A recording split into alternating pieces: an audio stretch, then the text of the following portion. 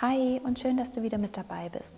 Der Frühling kommt immer näher. Ich freue mich richtig, richtig drauf, denn das bedeutet auch, dass man endlich wieder andere Düfte aus dem Schrank holen kann und andere Düfte tragen kann.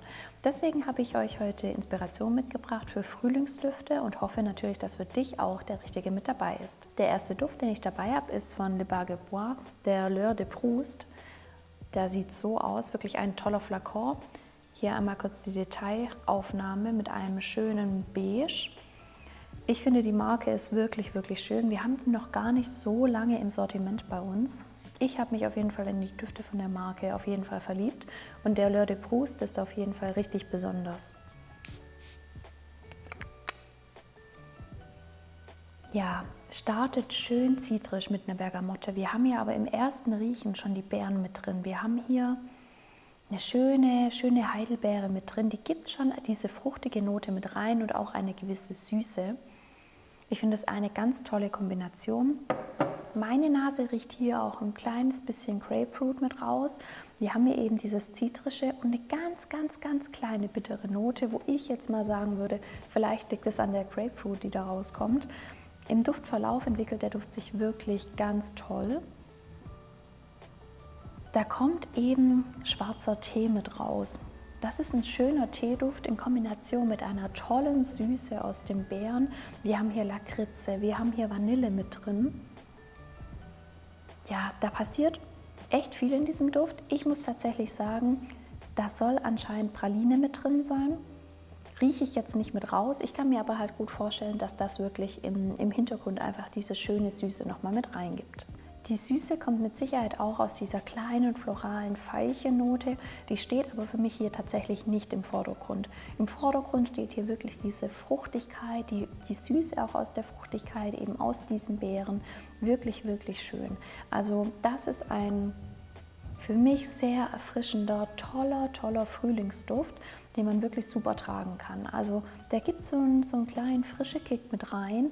Kann man wirklich jeden Tag tragen, kann man auch zu jedem Anlass tragen. Ich kann mich da fast echt nicht dran satt riechen, weil ich den so schön und so besonders finde, eben durch diese Beerennote. Tatsächlich wird auch angegeben, dass Leder in dem Duft mit drin ist. Ich muss tatsächlich sagen, na, meine Nase riecht das jetzt nicht so mit raus. Das tut vielleicht sein Ding im Hintergrund, aber für mich ist das definitiv jetzt kein Lederduft oder dass man das da wirklich sehr präsent rausriechen würde.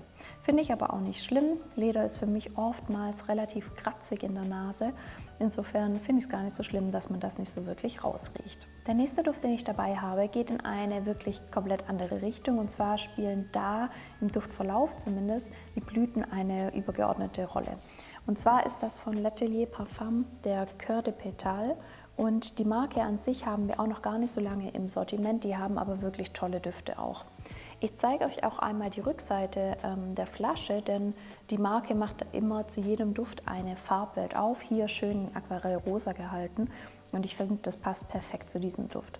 Der Duft sprüht für mich für Lebensfreude, Leichtigkeit und er hat einfach die Blüte auch im Fokus, deswegen rosa auch perfekt passt. Lasst uns aber mal gemeinsam riechen.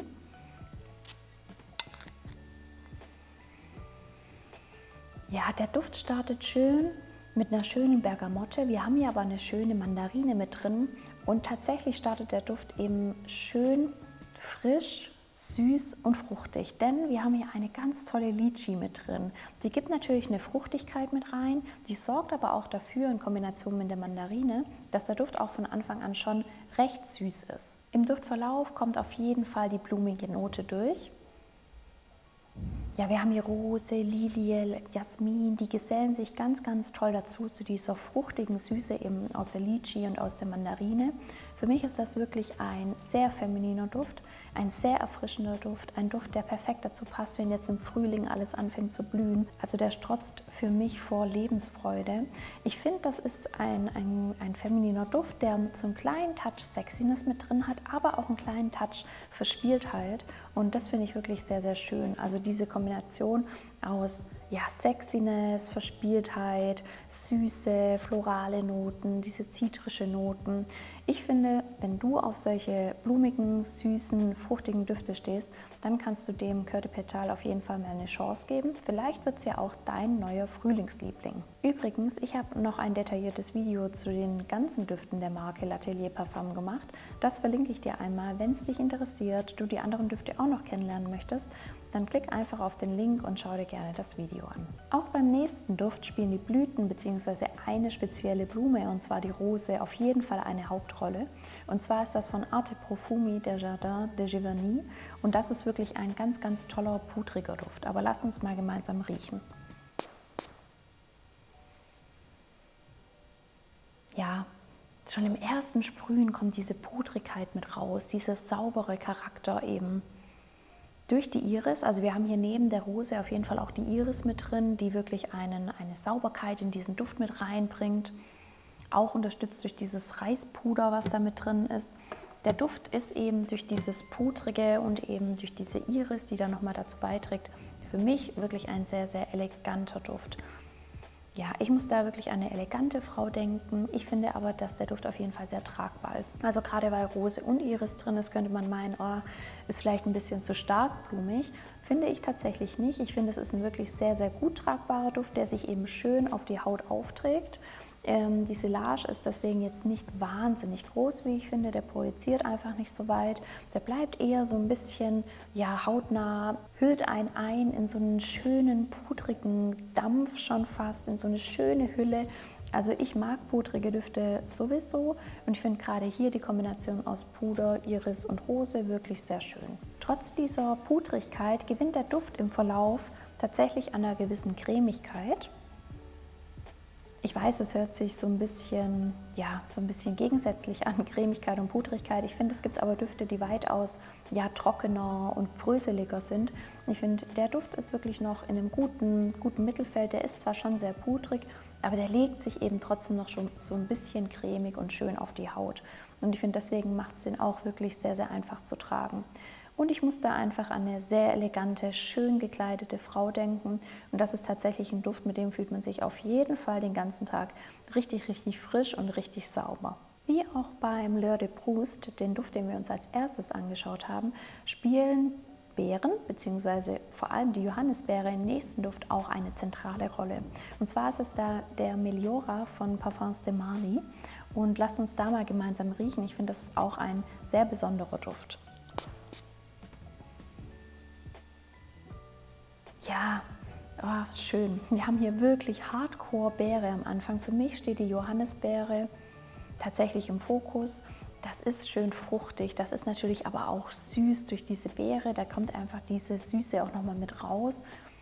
Schön, schön erfrischend am Anfang, schöner, fruchtiger Kick. Im Verlauf wird der Duft immer rosiger. Wir haben hier eine schöne Lilie, die nochmal mit rauskommt. Und diese blumigen Noten in Kombination mit dieser Fruchtigkeit, ja, die werden schön gebettet auf Moschus, auf einer schönen Vanille, auch wenn jetzt Vanille für mich bei dem Duft nicht im Fokus steht. Ich denke aber, dass Vanille den Duft schön abrundet. Und wir haben hier eine kleine, schöne, holzige Note, die aber auch wirklich sehr dezent im Hintergrund ist. Also im Fokus ist für mich definitiv diese beerige Süße. Ganz schön, schöner, blumiger, fruchtiger, beeriger Duft. Und ich finde, auch da hat man immer das Gefühl, man ist total clean. Also wenn ich an dem Duft rieche, dann fühle ich mich frisch, dann fühle ich mich gepflegt. Ich finde, es ist ein Duft, den kann auch jede Frau tragen. Der passt einfach perfekt auch in den Frühling, weil er gute Laune verbreitet. Meine Assoziation bei dem Duft ist tatsächlich auch eben rosa oder alles, was so in diese rosa Farbpalette mit reinkommt. Das ist so ein bisschen mädchenhaft, es ist aber auch ein bisschen verspielt. Also auch der ist wirklich, wirklich toll. Perfekt für den Frühling, sehr leicht zu tragen, und wie es für einen Parfums de Marly Duft gehört, ist die Haltbarkeit wirklich wahnsinnig toll. Die Silage ist auch wirklich toll bei diesem Duft. Also wenn du auf beerige, blumige, süße Düfte stehst, dann könnte der von Parfums de Marly auf jeden Fall für dich passend sein. Ich hoffe, ich habe auch für dich einen tollen Duft dabei, damit du deine Frühlingsduftgarderobe nochmal ergänzen oder erneuern kannst. Schreib mir gerne in die Kommentare, ob du einen von den Düften vielleicht schon kennst und wie du ihn findest. Und ansonsten freue ich mich, wenn du beim nächsten Mal wieder mit dabei bist. Bis dann, ciao, ciao!